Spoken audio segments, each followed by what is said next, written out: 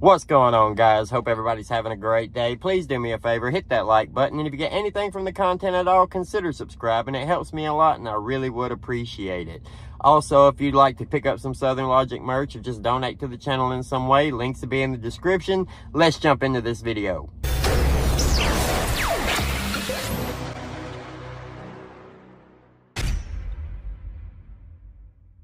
So today I want to talk about what I think happened the night of November 12th into the morning of November 13th, when the Idaho 4 murders took place.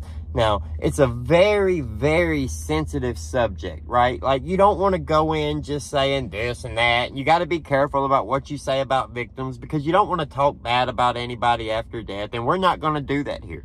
We're not talking bad about anybody, so don't take anything said as a negative approach toward the victims. But reality is reality, right? All right, guys, so I'm going to tell you what I think happened on November 13th. As a matter of fact, I'm going to tell you the whole story of what I think happened and why this played out based on the narrative that we've been fed. Now, we can only go off the information we are given and the information we can find. There's no way to know whether this is fact or not, so take everything with a grain of salt. This is just a theory. It's just what I think. But hey, it is what it is, and I believe it. Like, it makes sense. To me, this is not some off-the-wall crazy theory. Could it be wrong? Yeah, but it could also be right. And evidence seems to point to this being right. So here's what I think. Bryan Kohberger moves to Washington, starts his PhD program, and he's got a big head about him, right? And he's putting in applications, wanting to become an intern, wanting to get a job with the police department so that he can work in-house in the profession that he's going to school for, that he spent so much time going to school for. Now, apparently, he didn't get those jobs, right? He didn't get a job as a police officer. He didn't get a job as none of that. But he starts as a teaching assistant. That's part of his program.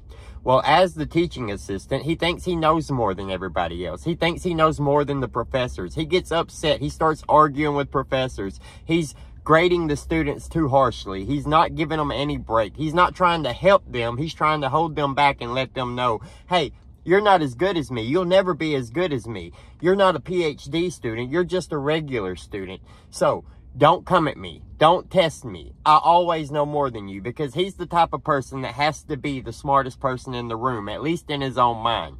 So then he's on Instagram, right? And he's hanging out. He's in the town where there's a college that he's going to, and there's another college a few miles away. There's a lot of fraternities and sororities and people around, but he's not a frat boy, right?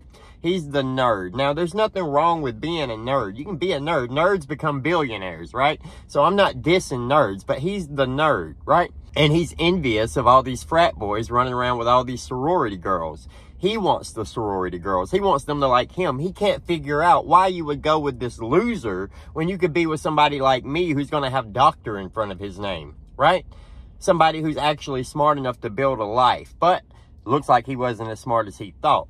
So then he hones in on the main party house at the other school, right? Kaylee, Maddie, Xana, Dylan, Bethany, all these pretty popular girls are all in sororities, and they're all partying all the time, and he can't figure out why that girl would rather go off with the loser who wants to get drunk and pass out on their floor than somebody like him who does everything the right way, who is on track to really be somebody. So he thinks, hey, if I persuade them enough, if I can talk to them enough, if I can get this in their mindset that, hey, you want to set yourself up with somebody who's going to set you up for life, then they'll come along. They'll stay with it. So then he tries to message them, right? He's trying his best. And I'm pretty sure it's Maddie. I'm going to go with Maddie. I know everybody wants to say that Kaylee was the target and Kaylee was the one. And maybe Kaylee was the target that he attacked. But I believe he had a thing for Maddie, right? So then he finds out where she works. And he goes to her job and he orders food. And he's hoping she'll come over as his waitress. But she never does. So he's over in the corner and he's watching. But she's never his waitress. He figures out, okay, well, let me go ahead and send her another message on Instagram. Maybe she'll notice that it was me, the guy she saw in the restaurant that day. So he messages her again, but she doesn't reply. Still, now he's thinking, did she not see these messages? Is she not getting them, or is she just rejecting me, or what? So he starts liking all her posts. The way he's trying to get her attention. He's trying to make sure she notices that he's paying attention to her, so that hopefully she might pay attention to him in return, right? So anyway, he keeps on and keeps on. He sends her more messages. He likes everything. He's obsessed at this point. He loves this girl. Now, she's a really pretty girl. Maddie is a very pretty girl, and she's also a flirty, outgoing girl, right? We saw that from the videos, from her friends' testimonies and stuff. She's a fun person to be around, and she's gorgeous, and she's making something of herself. So that's the type of person that he wants to align himself with, because that's the opposite of him. And opposites attract, right? At least that's what a lot of people are told. So that's what a lot of people believe. And I would suggest that he probably believed that too. Now, when she's never going to give him the time of day, he starts getting upset. He starts getting worried about it. He's going to Moscow, and he's going in the area which they live, and he's parking, and he's watching all these wild parties take place. He's probably the one calling in the noise complaints to get the cops out there to try to break up the parties, because he wants her to get her away from these other guys. Not saying that's accurate, but that's just what I'm thinking. Maybe so, maybe not. So I think he was going to do that same thing the night that he went on November the 12th, right? November 13th, early morning. So he goes over, and he's planning on just watching, but when he gets there, there's no party going on. There's nothing happening. It's not what he thought it was going to be. So he's sitting out there, and he's thinking, wait a minute, if nobody's here, if everybody's going to bed, I could just go in. I could go see what's up. I could go watch her while she sleeps. I think I could get away with it. I'll sneak in. So he grabs his knife out of his car, and he goes into the house.